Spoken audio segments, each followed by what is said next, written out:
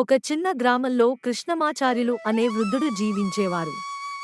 ఆయనకు వృద్ధాప్యం వచ్చినప్పటికీ ఆయన్ను చూసిన ప్రతి ఒక్కరికీ ఒక ఉత్సాహం, అద్భుతమైన శక్తి కనిపించేది.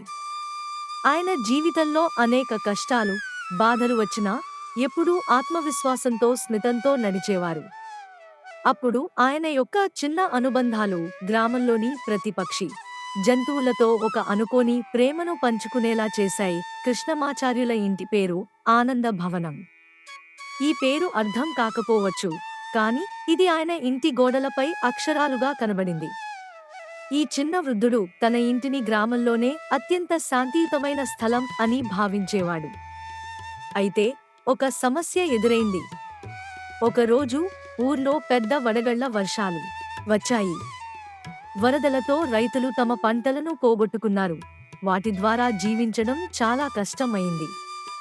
గ్రామం అంతా తీవ్ర ఆర్థిక ఇబ్బందులతో పడి, వాళ్లను ఎంత సహాయం చేస్తే మాత్రం అదుపులో ఉండేది కాదు. వీలైనంత వరకు కృష్ణమాచార్యులు సాయం అందించడానికి ముందుకు వచ్చారు. మన ఇంటి గోడలపై ఉన్న ఆనంద భవనం పేరు గుర్తు పెట్టుకోండి.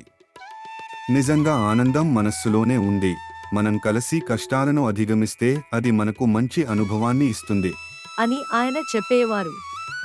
గ్రామ ప్రజలు తమ భవిష్యత్తు విషయంలో ఆలోచిస్తూ వాదిస్తూ ఉన్నప్పుడు కృష్ణమాచార్యులు అలా నమ్మే బాటలో తన శక్తి పంచడానికి ధైర్యం ఇచ్చారు.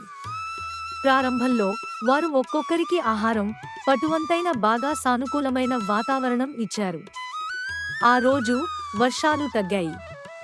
ఇప్పుడు రైతులు పోగొట్టిన పంటలను తిరిగి పండించేలా కృషి మొదలయ్యింది. కృష్ణమాచార్యులకి అర్థమైంది, ఆశ లేకపోతే జీవితం గమనించదు, కానీ ఆశతో కలిసి కష్టపడితే కొత్త మార్గాలు కనబడతాయి. మనసులో సత్యమైన ఆశ, గట్టి సంకల్పం మరియు సహాయం చూపించి ఈ చిన్న ప్రపంచంలో పులుకులు తప్ప మరే దారి లేదని చూపించవచ్చు. ఆనంద భవనం అనేది ఆనందం చేర్చడానికి కృషి చేసే ఇంటి పేరు మాత్రమే కాదు, అది ఆశతో పుట్టిన శక్తి.